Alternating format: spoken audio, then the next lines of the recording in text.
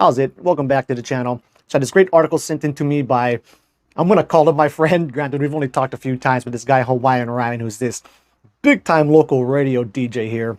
So anyway, he sent me this article on lucid dreaming, and in the article, it referenced this study that was done that essentially proved that two-way real-time communication can be done from within a lucid dream, which is something I've always kind of assumed was possible, but I was never aware of a study that actually specifically looked into it until this one. So I thought it was super awesome when I came across that. Before getting into the study though, feel free to like, subscribe, and share my work. Drop comments. Now I've been pretty bad at responding to comments here the last week and a half to 2 weeks because we've been doing this whole family reunion thing. Been extremely busy, but I will 100% get back to all the comments I've been getting in case you're waiting on my response. So this is a study that was published in 2021 by this woman Karen Concoli from Northwestern University, and it showed that individuals in REM sleep can perceive and answer questions from the experimenter, allowing for real-time two-way communication from within the dream. They use simple math and yes or no type questions, like an example of the math question would be like, what's 8 minus 6? And then for one of the yes or no questions, one I remember reading in the article is they were asking this one guy if he can speak Spanish, so we signaled back that no, he couldn't. Participants obviously did not know the questions they were going to get ahead of time. Dreamers answered with volitional eye movements or facial muscle signals. And now the eye movement thing is actually how lucid dreaming was initially proven to be a real thing, like way back in the day. And both of these can be clearly read in real time from within the lab. Questions were asked audibly, visually, and through tactile sensations, which I thought was also pretty interesting, where I would have assumed audible would be the way to go, where you can just simply ask your question. It will come through in some way to the dream, and then they can go ahead and respond back from within it. And I'm sure some of you have experienced this, where say like it's in the morning, your alarm's going off, but doesn't totally wake you. But then that sound will kind of bleed through and start affecting your dream in some way, or maybe you'll start hearing sirens going by or something like that. So audible made a lot of sense to me. Visual makes sense as well, where they have these different like lucid dreaming masks you can wear, where if you get the really expensive ones, they'll actually tell when you're in REM, then they shoot these like red lights at your closed eyes. But you can even get cheaper ones, like the REM mask, which just kind of goes off and shoots these red lights at random times. But if you're going to be sleeping like 6, 7, 8 hours, if those red lights go off randomly, there's going to be a really good chance that you'll probably be in REM when it goes off, so they still can work as well.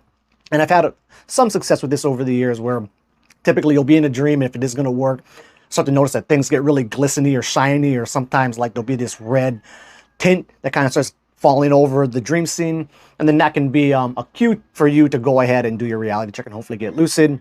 And then also through tactile sensations. Some of the ways that they were doing visual and tactile sensations was with like Morse code. Two-way communication was demonstrated in all three of these categories. Participants were successful in both nocturnal sleep and daytime naps. There were 36 participants or dreamers. Some were frequent lucid dreamers. Other had little to no experience with lucid dreaming. And one had narcolepsy and had extremely frequent lucid dreams. So two-way communication was attempted in REM on 57 occasions. 26% of these sessions successfully signaled that they were within a lucid dream. So those are called signal verified lucid dreams. So they do these specific eye movements that say, hey, I'm lucid, I'm in REM, go ahead and ask your question. In 47% of these signal verified lucid dreams, they attained at least one correct response to the experimenter's questions. They attempted communication to the dreamer 158 times across these signal verified lucid dreams. They got correct responses 18.4% of the time, incorrect responses 3.2%, no response 60.1% of the time, and then in 17.7% of the responses, they weren't clear enough to really decide if it was actually a response or not. And so they took all these findings and sent them out to these different labs and places around the world to kind of double check the work to make sure everything was legit. So on 70.7 of those, they couldn't get agreement amongst everybody to say, okay, that was an answer, that wasn't.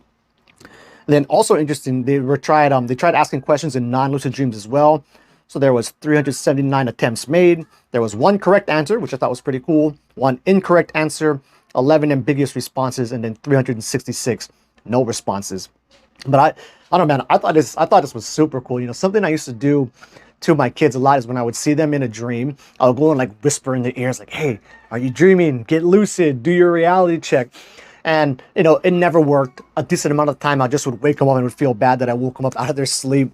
But now that I know this is actually a real thing and actually has some true proven science behind it, I'm gonna start doing it a lot more. You know, both of them are really familiar with the hand reality checks. I'm gonna start whispering in there like, hey, are you dreaming? Count your fingers. And then, you know, if that ever works, better believe I'm gonna definitely come up here and make a video about it. But anyway, until the next one was, oh, in the next video, I'll share some things you can do to kind of get a glimpse of this without having to be in a lab, but just kind of seeing how in particular audible sounds can really like kind of bleed through and start affecting the type of dream or visuals that you're seeing.